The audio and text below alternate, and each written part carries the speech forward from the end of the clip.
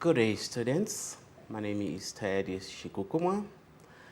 I am a tutor for a subject, School Leadership and Management A, for a Bachelor of Education honors degree. Today I'm going to present to you some important topics in this subject.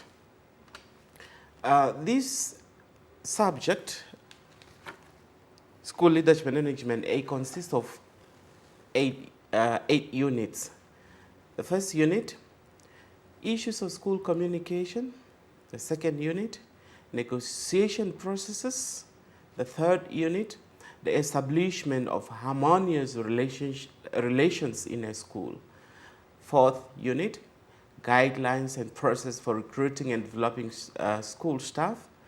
Fifth unit, issues of school administration. The sixth unit, the official financial management of schools. The seventh unit, evaluating the instructional leadership and management of the principal. And the last unit, the eighth, is ways of successfully involving the community. To start with the first unit, as I have indicated earlier, Unit 1 is concerning about the issues of school communication. As a school manager or aspiring school managers to be, you need to have a clear understanding of the issues of communication since you are going to work in the community of learners, teachers, and parents. So you should be able to communicate, but just not communicating, but communicating effectively. The definition should be well understood. If you are, be it in practical terms or perhaps in examination reasons, you must be able to define what is communication. Communication, it is a broader term, and as a student, you can define it with your own words, as long as at the end of the day, it's going to give a precise and clear meaning of what communication is. You should understand it in two perspectives. One can say the ideas that you can include in order to define communication: exchange, when you are communicating, you're exchanging ideas, you're exchanging information, you are conversing with the next person. And in this conversation, you are making use of the words or the sounds. So, as I have indicated earlier, the definition of communication varies. It's up to you how you are going to unpack it and making use of your own words. Under communication, you must be able to analyze the aims of effective communication.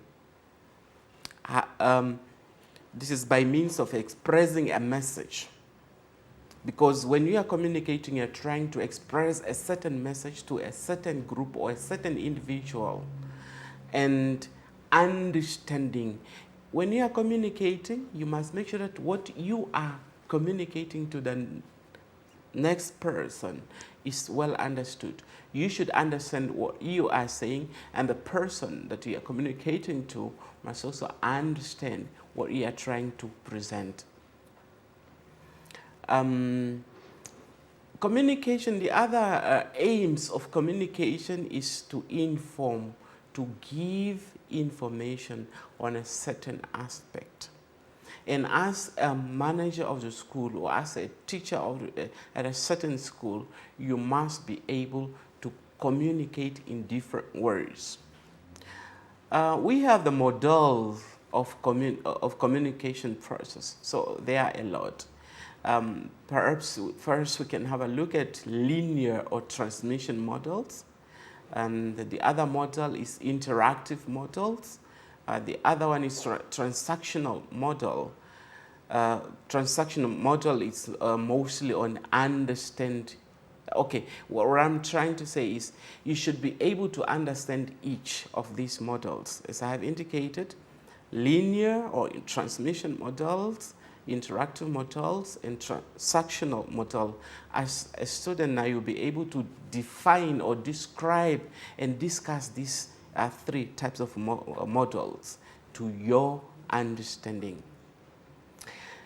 What is important, if the question comes into an examination, you must be able to make use of your own words. Because if you are memorizing and copying word by word, that does not demonstrate an understanding, and the purpose is for you to understand into perspective and be able to apply it in daily life activity. We have different types of communication, and these are the communication that are used on daily basis by in different circumstances. We have verbal, we have non-verbal, we have body language. So these are different channels of communication, and we use them be it in the class, in the management, in the meetings, wherever. So we make use of these different channels of communication. What is the message? Or when we are communicating, we are trying to make sure that we convey the message. In which way? So there are different words that we can communicate, or whereby we can convey the message. One, we have non-verbal and verbal mediums. What does this mean, or what does it entail? What do they entail, non-verbal and verbal mediums that we convey the message with? This sometimes is not spoken, as it says, non-verbal. Non-verbal, you are not communicating with a sound. But these are the things that we find, you should also understand it. These are the things that we find at our schools. For example, the paintings, the painting on the wall, that's non-verbal communication. Somebody might read what you have written on the wall. Perhaps you have drawn the coat of army or the school log, you have written a mission statement and so forth. So this is non-verbal communication. Art. We have art as a subject in some of the grades in schools. So the drawing gives that message, non-verbal communication. Let's say, for example, at different events, when we are bidding farewell to our friends, our colleagues at school, we give them hugs. A hug is also part and parcel of non-verbal communication. We are trying to show the people to say bye, perhaps, or to welcome them from the holiday. The horns is the sound the cars make. So it is also non-verbal communication because it's not spoken.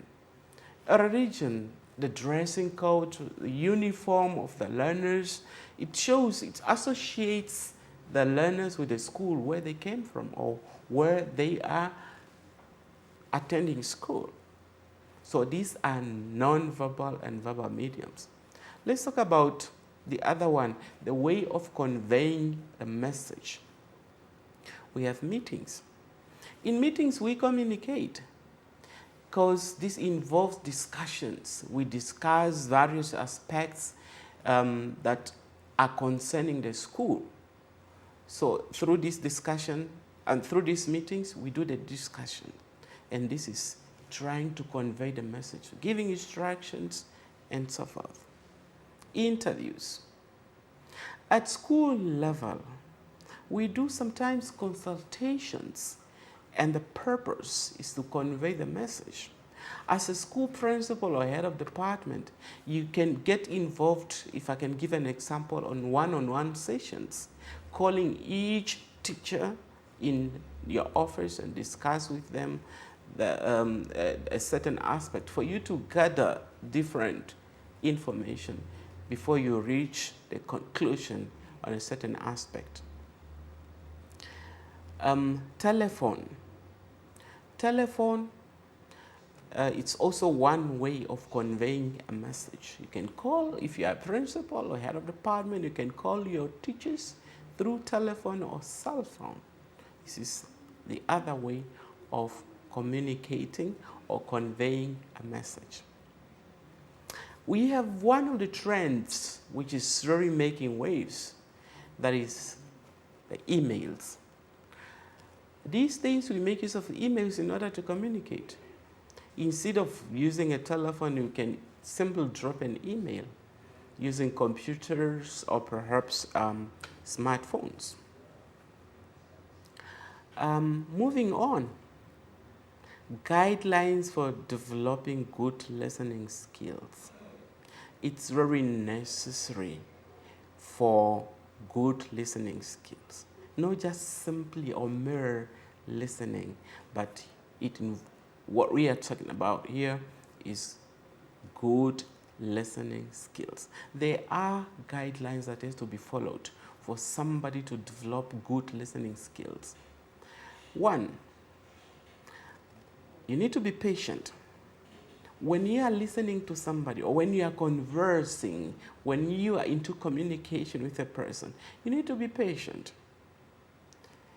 That's one of the guidelines. And as a student teacher, you should be able to explain and discuss these guidelines. Be patient. When you are listening, you must be able to be patient.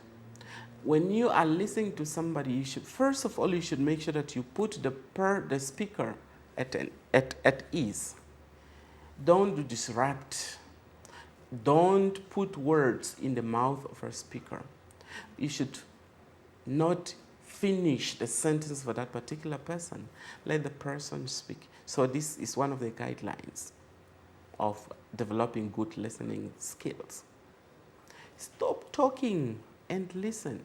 There are people that speak a lot, but it's necessary to stop talking and listen to the other part. So that's also one of the good listening skill that you can develop as a teacher, as an HOD, as a principal, perhaps as an inspector.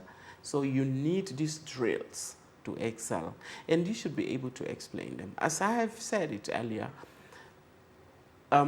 giving further explanation or discussion on items that we are portraying here, you should be able to make use of your own words to show that you understand. Avoid seeming judgmental. When you are communicating, sometimes we tend to judge. And it's shown by our facial expressions. You should avoid this by all means. So it's also one of the guidelines. Avoid seeming judgmental. Listen to the tone. This is also one of important aspect of good listening skills. You should listen to the tone, because the tone tells us an emphasis. When somebody is emphasizing, you can detect it through the tone. Listen to the tone. So that's one of the guidelines for developing good listening skills. Show your interest in what is being said. You might find it irrelevant, but the guideline is you should, because this is not only for examination purposes, but also to build the personality of an individual. You should show interest in what is being said. Let's say, for example, it's being said by the teacher or the parent or the learner, as a principal, as a leader, because the subject says school leadership and management. So you'll be able to manage and lead by example. So you should show interest in what is being said by the presenter or by the person that you are listening to. One other important aspect or guideline for developing good listening skill is focus fully on the speaker. Don't be on your phone and chatting or look away or reading the newspaper while the other person is talking to you. So you should focus fully on the speaker. Wait and watch for non-verbal communication, because this is also part and parcel of communication. the person might display nonverbal communication to express a point. So it's good to wait and watch for nonverbal communication. Listen for ideas, that's important. That's one of the guidelines for developing good listening skills. Listen for ideas, get a picture.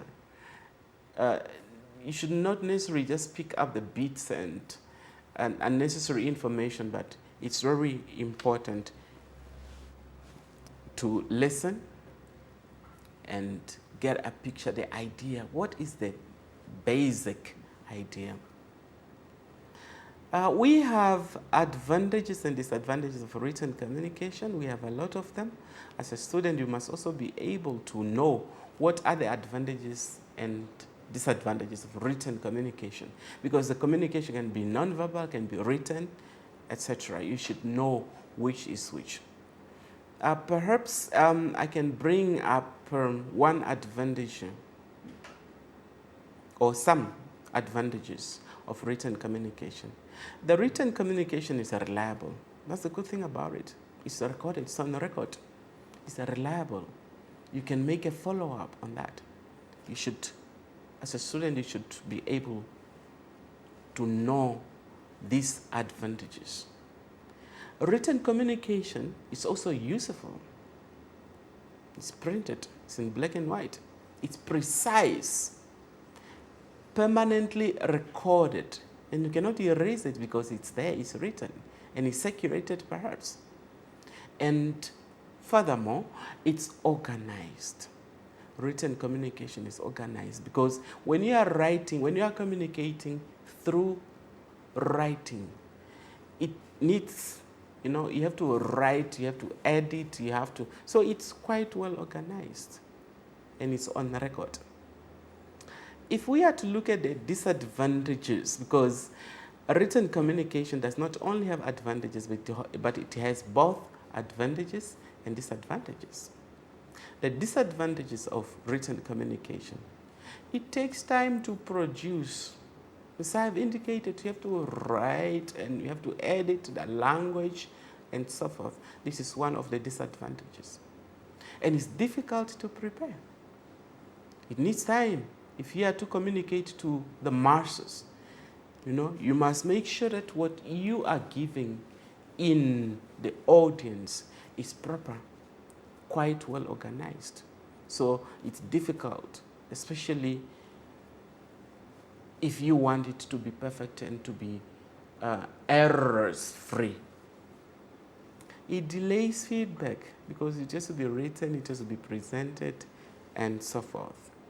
So the main point here is, as a student, in examination, you can be asked to give the advantages and disadvantages of written communication. Therefore, you should be able to give it using your own words. As long as you have a clear understanding, you'll be able to display this by making use of your own words. That is the end of Unit 1.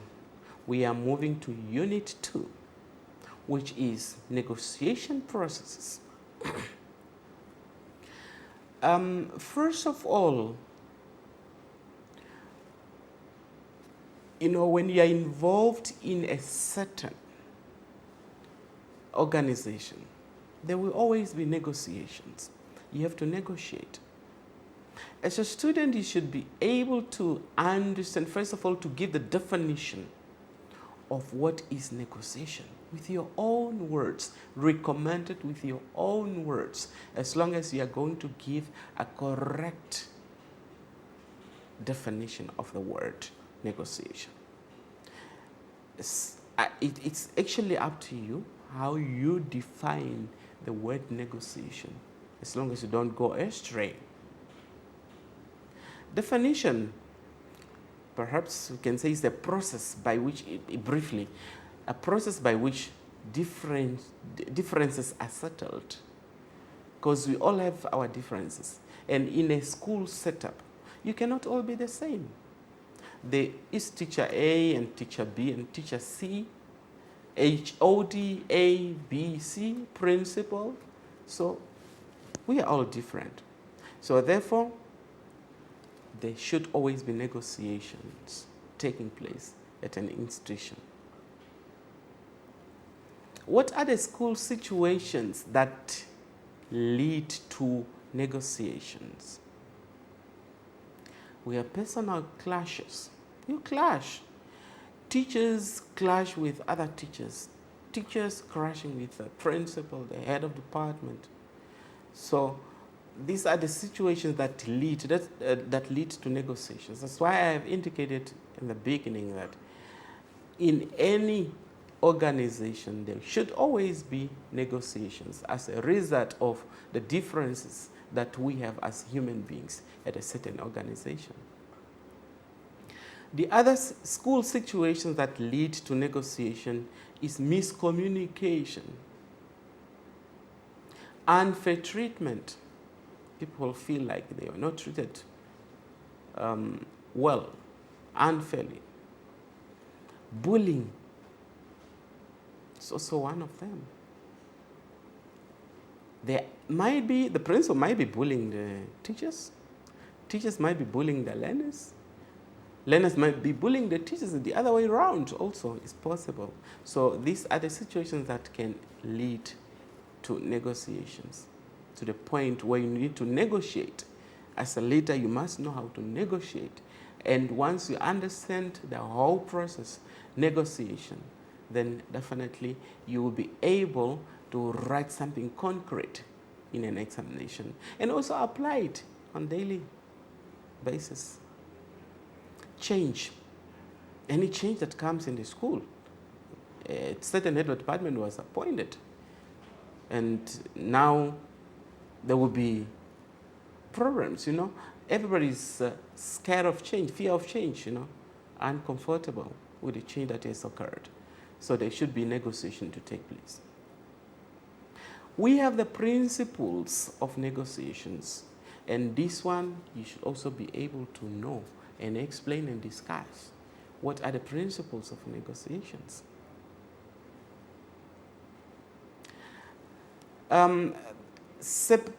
When we are negotiating, we try to separate people from problems, set objective criteria, be fair and reasonable, use problem-solving process.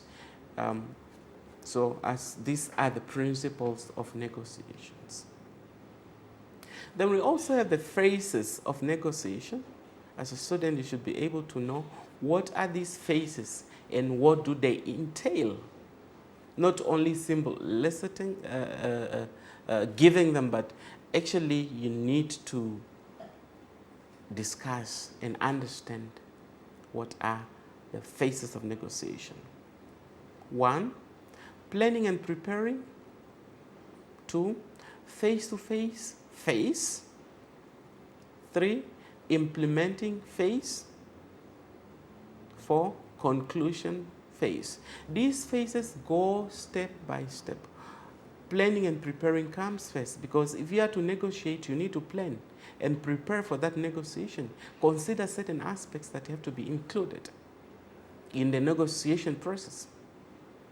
Then face-to-face negotiation, then implementing the phase. Because face-to-face is, you are sitting and then you're trying to negotiate, you bring forth this, you throw it away, this is not necessary, this is necessary, etc. And then you implement the phase, that negotiation. You implement now what you have discussed. And then the conclusion phase. See, at the end of the day, the negotiation, has it taken place according to the plan? Has everything gone well? What were the hiccups? What can be improved next time? Such things. The guidelines for effective negotiation. So there are guidelines that are guiding you on how to effectively negotiate. Be prepared. Get necessary information quite well in advance.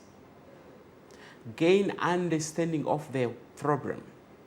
Listen, and we have spoken about listening already, so this is important. Listen. Take notes. What was agreed in the negotiation process, the main important things. Be creative as well. Look for solutions. Propose. This is a solution to this certain problem. So these are the guidelines.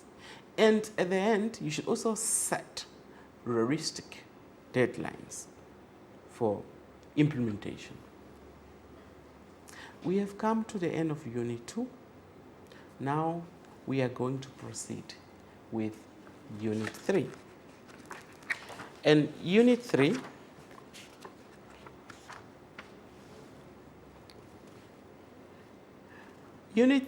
is the establishment of harmonious relationship in a school. You know, a school is a place of work, and everyone is supposed to have a peace of mind, not fighting and conflicts. So therefore, it's necessary as a leader of the school, as a leader of a department, you need to establish a good, conducive environment where everybody is going to feel comfortable and work in harmony with others. The importance of sound relationship in the school. So why is it important? Or what should be taken into consideration? Respect for diversity. As a leader, you should respect the diversity. You know, we are living in a multicultural societies, and we are from different backgrounds. As a leader of the organization, you must respect the diversity. So therefore, a leader should respect others in the lines of gender, not discriminating men if you might be a woman in leadership, or discriminating women if you're a man in leadership. But you should respect the race, the culture. You might find a school with people from different cultural backgrounds. But as a leader, don't treat others special and then you don't have a consistency, you treat others otherwise. Social support from others is also important to build up a relationship in the school. Teachers should be caring parents for learners. That's what it says. Not the other way around, where teachers are getting involved into romantic relationship with their learners. This is not allowed. As a leader, you should set a good example, because if you start getting involved into these evils, then everybody's going to follow suit. The other way of building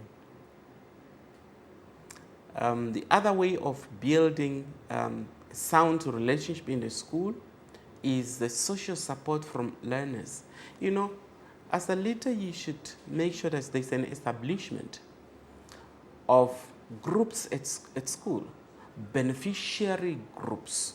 For example, academic help, where learners form groups. So the leader should form groups for academic purposes. The leader should oversee that this is happening.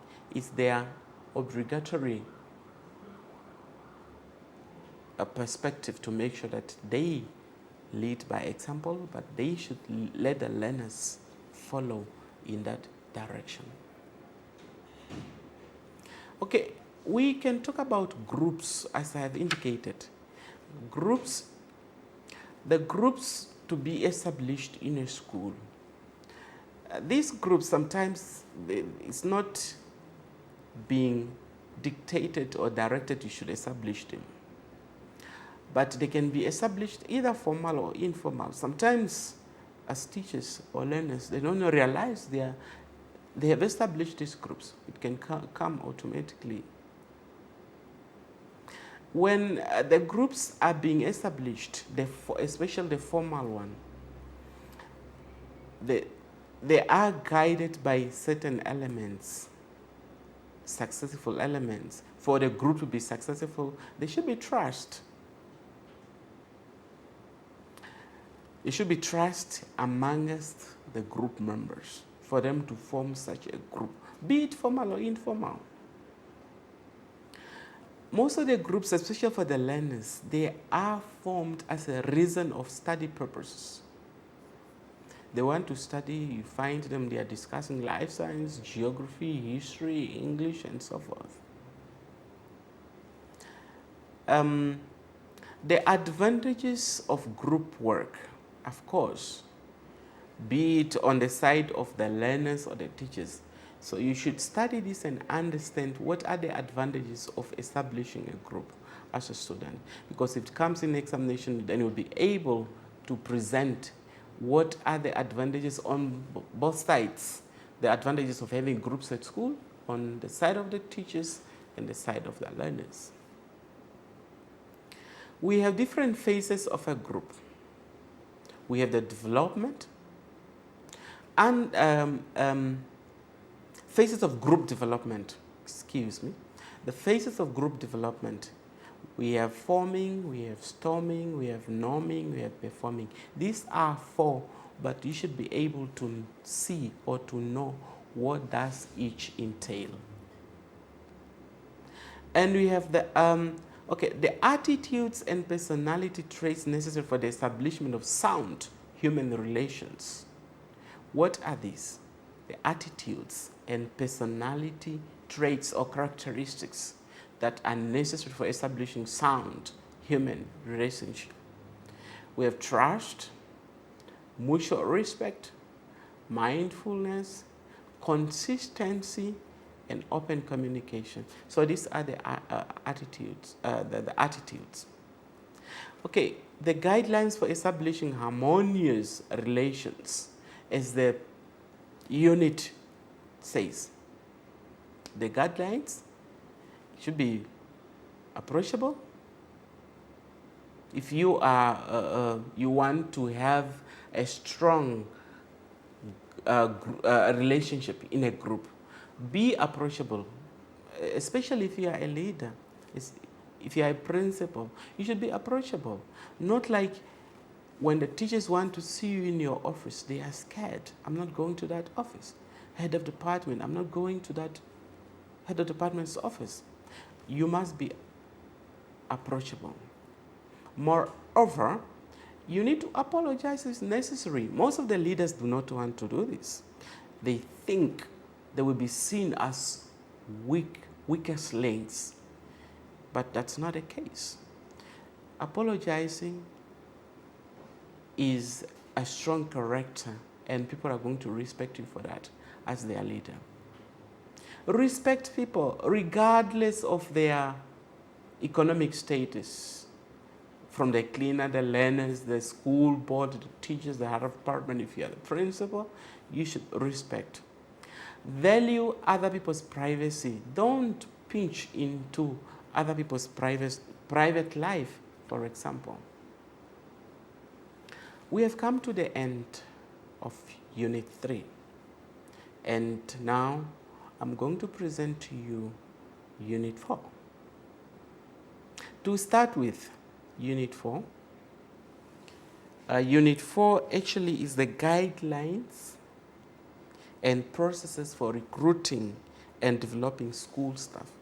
This is a very important aspect also that you should know and be able to present in examination if the questions happen to come from this unit. And as a leader, if we are talking about recruiting and developing school staff, the guidelines for recruitment of staff, job description, that's very important. When somebody is being recruited, there should be job description that describes what kind of job the person is going to do. That's number one. And number two is job specification. That's also very important. We tend, as principals, head of department, and others, we tend to overuse the people for the job that they were not employed for. Perhaps we did not set out the job description of an individual as well as a job specification. So this is very important. Okay, we can also have a look at the steps in the selection process. You should have this clear understanding because you should apply it on your daily basis at school as a manager. We have the first step, developing selection criteria, advertising, because the process will be advertised, interviews, shortlisting, application forms, and testing, and then in the end is making decision. You should go back to your module and go through this and learn what does each of these process entails. Because should it come in examination, then we'll be able to present it and get marks. And as I have said, we don't not only study for examination purposes, we do not only study to gain marks, but also to broaden our knowledge and have an understanding and apply it on daily basis of dealing with our organizations as school managers. And we can also have a look at the elements of staff development, appraisal system, because appraisal is very important also on daily usage or on daily running of the school. We have the aims and importance of appraisal that we are going to have a look, but you should get time and go through this to make sure that you understand, deep understanding of appraisal. Principles of appraisal, members and roles of appraisal panel, pre-appraisal, and the appraisal itself. The steps that are involved must be well known to you so that you will be able to answer a question in an examination and also appraise your staff as a manager of the school, as a principal. There are informal ways of developing school staff. This is also one of the items under Unit 4. We have mentoring. These are the ways of developing school staff. Mentoring. And mentoring is very important, especially for novice teachers, the teachers that have just joined the profession. They should be mentored and guided. E-learning. E-learning. Nowadays, we are living in the 21st century, and you should be able to plan, even to make sure that the teachers are planning their lessons by using electronic devices. So it should be encouraged from the principal or from the manager. Media and professional journals. Writing. Writing is the other way of enriching yourself. If you can write journals, even to the newspaper, or maybe to the school bulletin if you have something of that nature, school newspapers, so that the more you write, the more you develop the knowledge, the more you widen the knowledge that you have. And this knowledge will not disappear forever, it stays. Staff book clubs, perhaps, is one way of developing school staff and bringing togetherness as staff. Instructional rounds, these are some of the items or some of the words that you can employ in order to develop your staff. But as a principal, you should lead by example. You should introduce this to your teachers. We have come to the end of Unit 4. We are now moving to Unit 5. And Unit 5 is based on the issues of effective school administration. Effective school administration. What are the key administrative duties in the school administration? A question can come like that in an examination. Then you know what to answer. Because if you are the principal, these are the things that you deal with on a daily basis. If you are head of department, these are the things that you deal with on a daily basis. If you are aspiring to be a leader of the school, then you should know this and apply them whenever the opportunity presents itself. So the duties are dealing with all communication. So some of them, I'm just going to highlight some of them, dealing with all school communication, because you are like the public relation officer. You are the CEO of the school. You are the managing director of the school. So all the communication that are taking place in the school have to go through you. Any reports, anything that happens at school, maybe a certain learner is injured, you are accountable, you are the spokesperson, you are the accounting officer. You will be able to write reports and report to your immediate supervisor. Like in this case, your immediate supervisor is, of course, the inspector of education in the Namibian system. Instruct. You have to instruct the teachers, the other department, delegation, etc. Keeping attendance registers. Because the system in Namibia, when a teacher comes to school, they have to, she or he has to sign the attendance register. It's the responsibility of the principal to make sure that the attendance registers are controlled and not just being kept, but controlled as well, monitored on regular basis. Because you are the accounting officer. Anything goes wrong in the organization, then you don't know your administrative duties and you will be held accountable. Manage public relations. Anything. Communicating to the parents, to the inspector's office, to the learners. It's the responsibility or the duties of the leader of the school.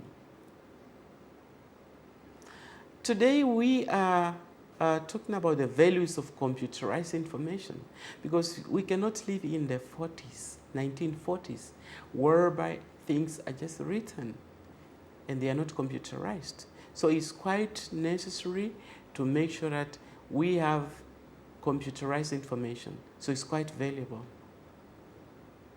What do we computerize? The whole organization. And when things are computerized, they are well organized, self-sufficient, cost-effective if there is computerized. Otherwise, you are going to have loads and loads of books if you are writing and printing of papers, and you won't even have a space of keeping them. So therefore, we should move, we should transform from the old way of living to the new way of living according to the demands of the market. Time management of the school. Time is a very precious item on daily basis. So, as being a student, you should be able to give the different aspects of time management. The benefits of optimal time utilization. We have 4 stages in time management that you should also know. The principles of effective time management you should also know. The school timetables and other timetables. So these are the aspects that are involving the time management. Guidelines for managing time. Regard to meetings. The organization cannot prosper, cannot move anywhere if there are no meetings being held. Meetings are to be held, but then you should stick to certain guidelines in order to manage the time effectively. When you are going to have meetings at school as a principal, because you are the forefront of the organization, you must make sure that you identify goals for the meeting that you are going to have. What is that you want to achieve at the end of the meeting? What are the various aspects or agendas that you are going to include in a meeting? So you should be able to create an agenda with time reference. Your agenda should match the time that you're going to make use of. If you say it is an hour, the meeting is going to last an hour. So the agenda that you're going to prepare should fit in an hour time. planning ahead and give notice. So this is also important. One of the guidelines for managing time is to plan ahead and give notice. What is the best time of conducting a meeting? That's important. You have to give a notice to the teachers to avail themselves to be present at the meeting. If there's no notice given, they are having different excuses, because usually meetings are held after school and they might have different appointments, you should plan this quite well in advance and give them the notice for them to diarize. Identifying and working with timekeeper, this is also important. You identify somebody who is going to keep the time. If somebody is taking time in the presentation during meetings, then the person has to be stopped, or there should be an indication that, okay, this is how many minutes left. Starting on time and ending on time.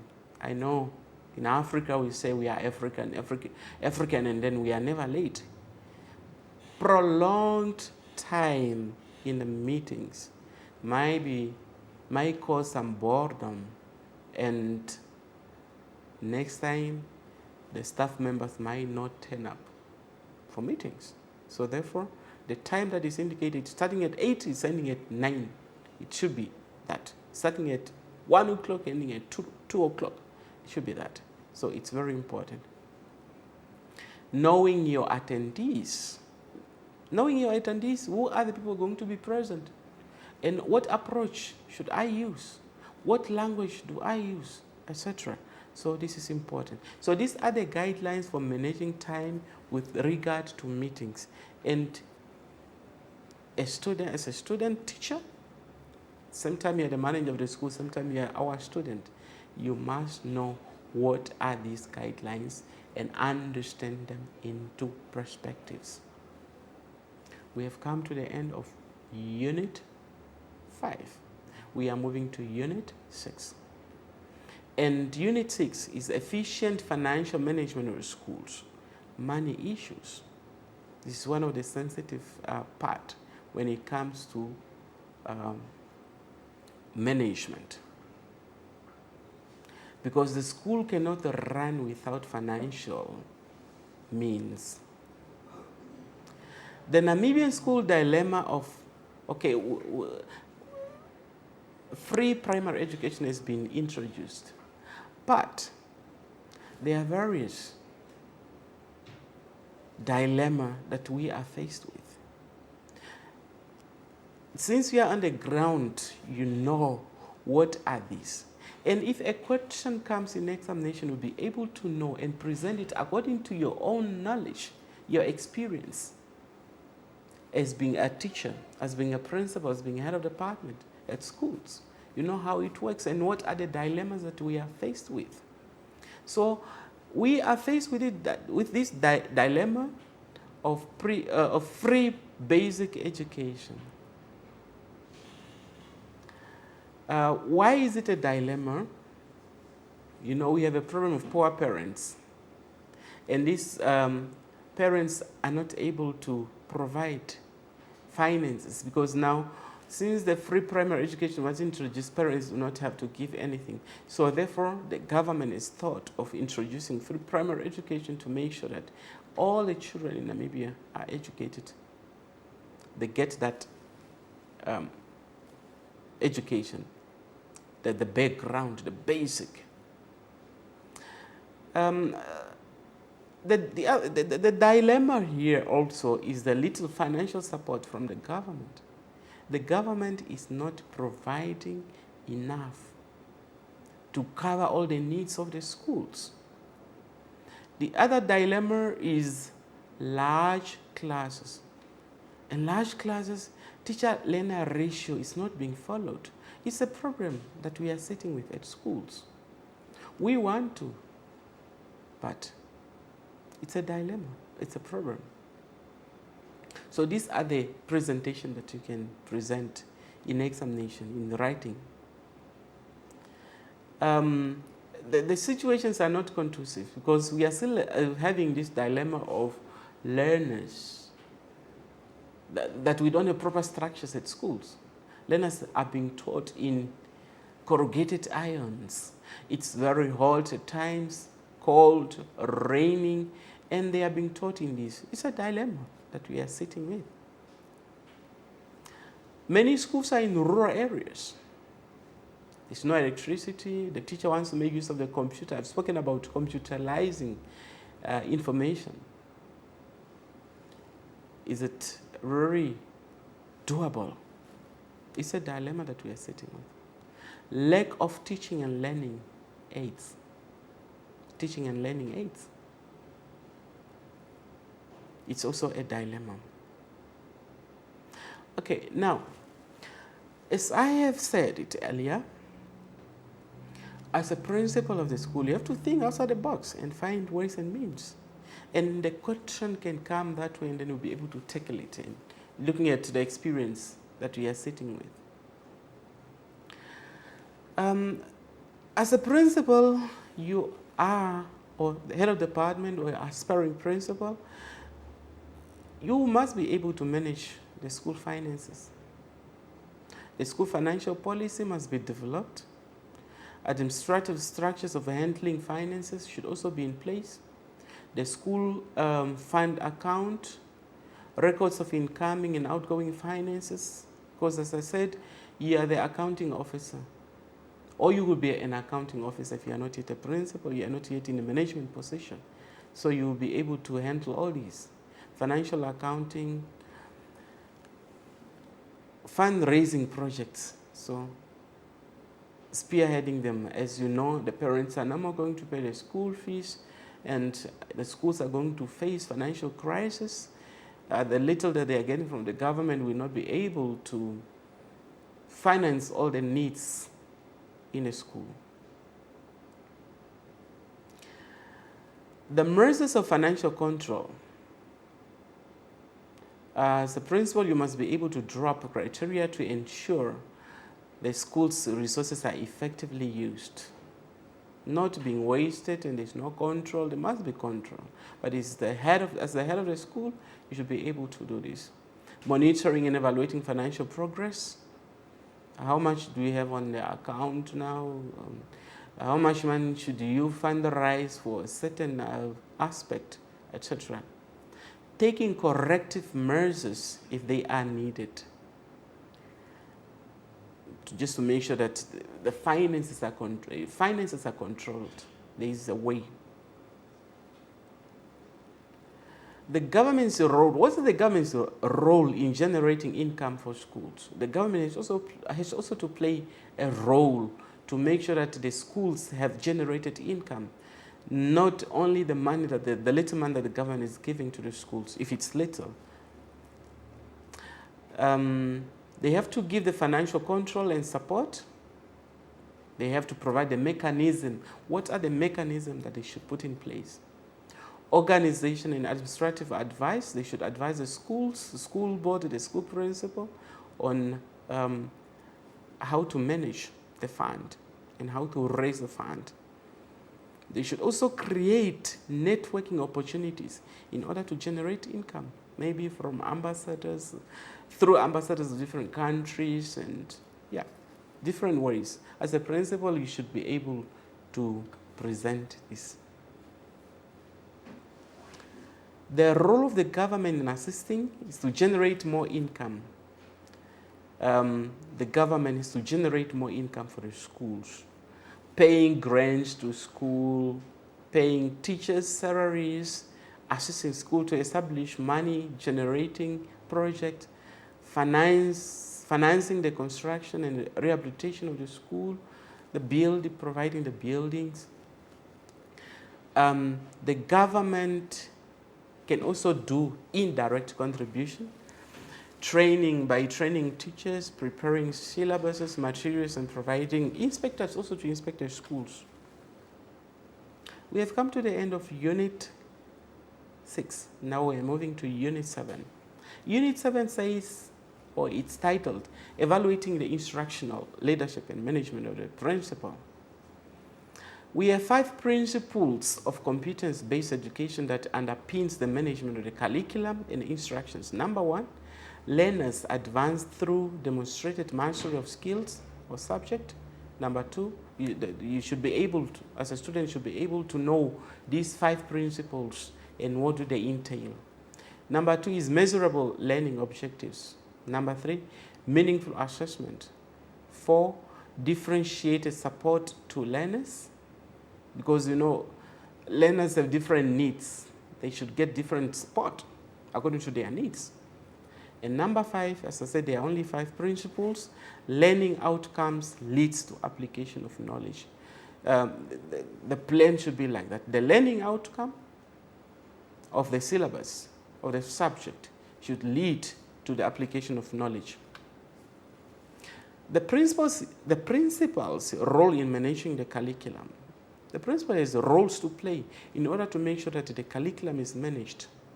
That's through school timetable, extracurricular activities, and administrative considerations. And that brings us to the end of Unit 7. And we are moving to the last unit, which is Unit 8. Ways for successfully involving the community, because the community must be involved into the school activities. The school community, it exists because of the community it serves. That's a very important aspect, and the principal has to know that. And there are 6 ways of promoting good school-community relations. 1, writing weekly newspaper column, for example, for the school. 2, have a monthly open house game night. 3, weekly lunch with the parents, just to establish that relationship. 4, implement a greater program.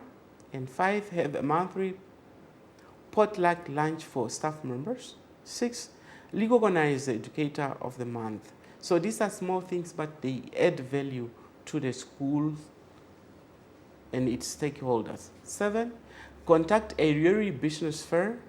8, begin volunteer reading program, etc. So you should go through this and understand them, then you'll be able to apply them in the school situation and also in examination. And then we move on to the reasons for conflict occurrence. So we have conflict that might occur at schools. Why conflict? Why does it happen? Competing for the same resources? Yes. Unhappy with the way the school is being governed? Differ in terms of beliefs, politics, treatment of minority groups, and resistance to change. So these are the reasons why we have conflict in schools. The role of educators union. Joining the union, it's important, but it's not a must.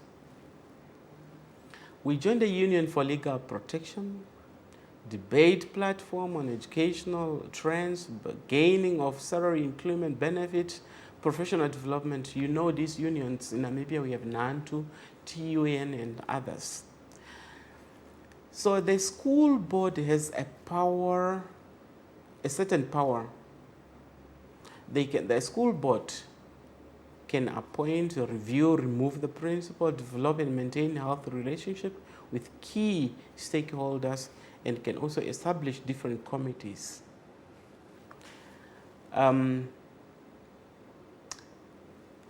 It's up to you to go through this, all the 4 units, and consume the information that is given. What I have given you is briefly the summary, but you can get as many information as possible if you go through your modules. This brings us to the end of the presentation of School Leadership and Management B. I wish you all the best in your examination and study hard. Should you have questions, please do not hesitate to contact me. My phone number will be provided, and you can call me, you can email me as well. Thank you for listening.